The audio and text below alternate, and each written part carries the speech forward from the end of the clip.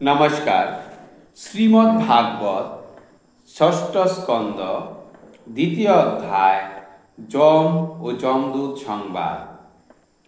পরীক্ষিত বলে, শুনো, তুমি হে ব্রাহ্মণ, ধর্মের অধীন থাকে যত জীবগণ, সেই ধর্ম আজ্ঞা লঙ্ঘী বিষ্ণুদূতগণ অজামিলে দান করে আবার জীবন। নিজ দূত মুখে শুনি সেসব কাহিনী, ধর্মরাজ কি করিল বলো তাহা শুনি। এহেন ঘটনা কবু শোনা নাহি যায়, যমদণ্ড হতে কবু কেহ মুক্তি পায়। এ বিষয়ে সকলের রয়েছে সংশয়, তুমি ভঞ্জিতে তাহা পারিবে নিশ্চয়। এত শুনি সুখদেব বলে পরীক্ষিতে, অবাহিত হয়ে শুনো ঘটনাক্রমেতে। বিষ্ণুদূত অজামিলে করিলে গ্রহণ, আশ্চর্য হইয়া রহে যমদূতগণ। মান অপমান ভয়ে হয়ে দূর দুঃখমতি, তরায় আসিল সবে যমের বসতি।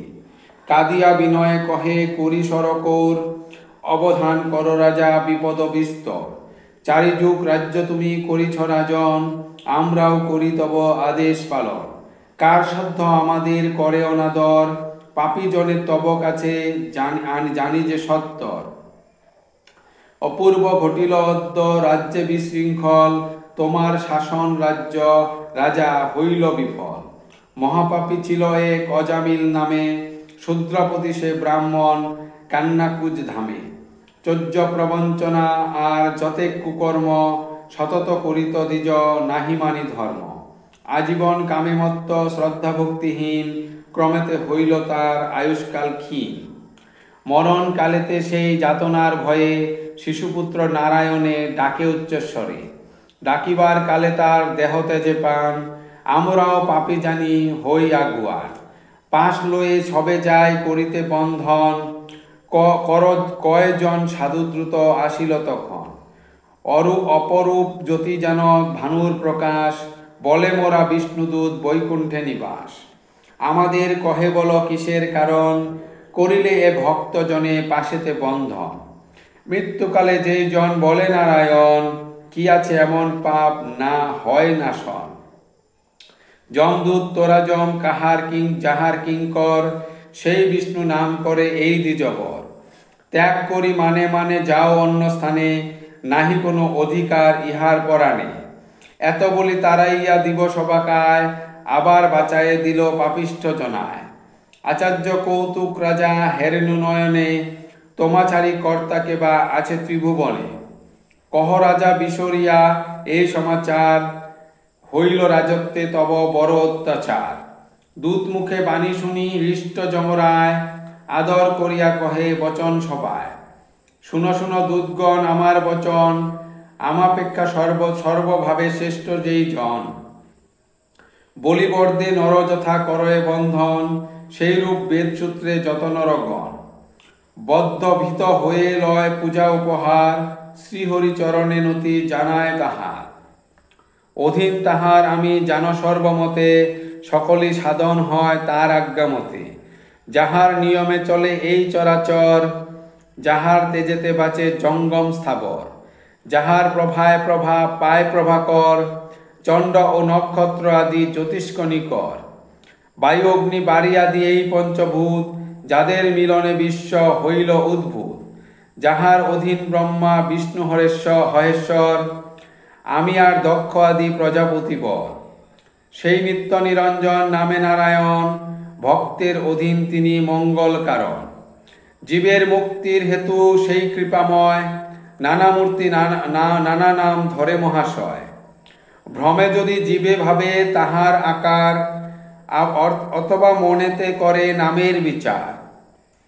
যমগ্নি শত্রু হতে বিষ্ণুদূতগণ, মানবে করয়ে রক্ষা করহে শ্রবণ। ধর্মভৃগু ঋষিদেব আর সিদ্ধগণ, ভগবদ্ধর্ম নাহি জানে কদাচন। অসুর মনুষ্য আদি জানিতে না পারে, কি প্রকারে জানিবে তবেতে অপরে। সনত কুমার ব্রহ্মা নারদ শঙ্কর, কপিল প্রহ্লাদ মনু বলিনি প্রবর। জনক কপিল ভীষ্ম সুখদেব আর, আমি শুধু জানি কিছু ধর্মের প্রকার। পবিত্র দুর্বোধ গুহ্য ধর্ম এই হয়, ইহারে জানিলে মোক্ষ পাইবে নিশ্চয়। ক্ষণমাত্রে মহাপাপী পূর্ণময় হয়, তেজিয়া সংসার জ্বালা বৈকুণ্ঠতে রয়। সেই হেতু মহাপাপী সেই যে ব্রাহ্মণ, ভ্রমে উচ্চারিয়া পুত্র নাম নারায়ণ। নামদ্রব্য গুণে তার পাপ হলো নাশ, বিষ্ণুদূত বিষ্ণুপথে পাইল প্রকাশ। যথা হরি গান হবে হরিতত্ত্ববাণী, অধিকার শূন্য মোর তথাযথ প্রাণী। এতএব ভক্তজনে তেজিবে নিশ্চয়, আনিবে পাপীরে শুধু আমার আলয়।